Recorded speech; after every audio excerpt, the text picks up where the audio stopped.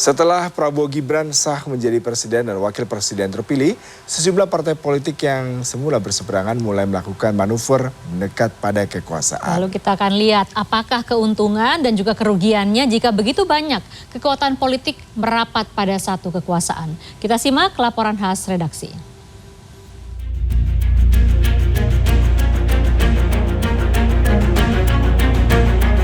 Kalau ada usulan boleh kita pertimbangkan juga.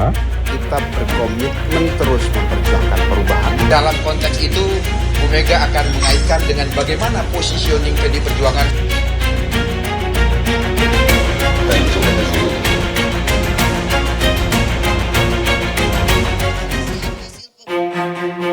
Ada gula, ada semut. Di situ ada kesenangan, di situ pula ada keramaian. Peribahasa ini bisa digunakan dalam konteks politik karena kekuasaan begitu menarik bagi setiap kekuatan politik.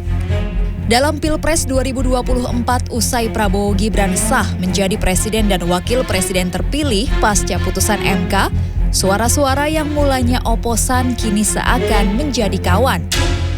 Partai politik pengusung Anies Caimin dan Ganjar Mahfud mulai memberi sinyal tidak lagi menjadi lawan bagi kubu Prabowo Gibran.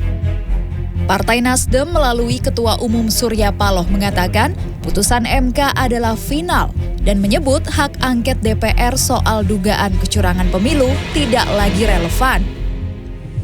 Mungkin ada usulan lain selain merapat ke pemerintahan? Coba. Ada usulan? Kalau ada usulan boleh kita pertimbangkan juga. Itu yang pertama kita bisa pertimbangkan itu. Kalau enggak, ada usulan lain ya apa sebenarnya yang lebih baik bagi Nasdem dengan spirit dan semangat seperti apa yang saya utarakan tadi. Hal serupa juga diutarakan oleh Ketua Umum PKB yang juga cawapres pendamping Anies, yakni Muhaimin Iskandar alias Caimin. Meski mengaku partainya sudah menutup lembaran Pilpres, tapi belum memutuskan bakal menjadi oposisi atau bergabung koalisi pemerintahan. Kita yang penting menyimpulkan bahwa kita berkomitmen terus memperjuangkan perubahan. Soal di dalam maupun di luar diskusi masih berlanjut. Tunggu saja perkembangan lebih lanjut, terutama Dewan Syuro minta waktu untuk diskusi dilanjutkan besok dan lusa. Tidak hanya partai politik pengusung Anies Caimin, partai dari kubu Ganjar Mahfud juga mulai memberi sinyal bakal berkomunikasi dengan pemenang Pilpres. Ketua DPP PDIP Ahmad Basarah menyampaikan Ketua Umum PDIP Megawati Soekarno Putri berpeluang bertemu dengan Presiden terpilih Prabowo. Mereka berdua punya sejarah panjang di dalam hubungan antar manusia bangsa Indonesia tersebut. Akan tetapi menyangkut pertemuan-pertemuan yang sifatnya politik kenegaraan, tentu dalam konteks itu Bu Mega akan mengaitkan dengan bagaimana positioning PDI Perjuangan sebagai sebuah partai politik. Peluang partai politik yang bakal merapat mendukung pemerintahan Prabowo Gibran bertambah sangat besar. Terlebih saat ini, suara partai pendukung Prabowo Gibran di parlemen belum melebihi angka 50% plus 1. Meski begitu, pengamat politik Burhanuddin Muhtadi mengingatkan soal untung rugi koalisi gemuk pemerintahan. Harapan saya, Pak Prabowo jangan menarik semua kekuatan ke dalam pemerintahan. Karena satu, selain kerugiannya menurunkan checks and balance, yang kedua adalah itu juga akan mengurangi soliditas dan disiplin koalisi.